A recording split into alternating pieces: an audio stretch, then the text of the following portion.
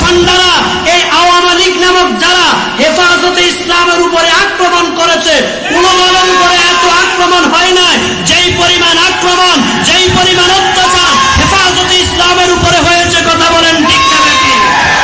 অন্যান্য দলের সবগুলো একসাথ করলে এই পরিমাণ নির্যাতন আর নিপীড়ন হবে না যেই পরিমাণ হেফাজতকে করেছে এই আওয়ামী গুন্ডা বাহিনী।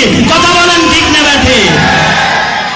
মুসলমান ভাইয়েরা আমার, সেই ইসলামের জন্য, কোরআনের জন্য যারা জীবন দিতে এক মুহূর্ত দেরি করে না, হেফাজতে ইসলাম, ইসলামকে হেফাজতের মিশন নিয়ে ময়দানে কাজ করে, আর তাদেরকে তুকমা লাগাই কয় এরা ওয়াহাবি, এরা সুন্নি না। কথা বলে এই দলের কথা এক দলের ফালতু শ্রেণীর লোক বলে কি বলে না? আমরা কি এই ফালতু শ্রেণীর লোকের প্রোপাগান্ডায় আমরা কি আতঙ্কিত হব?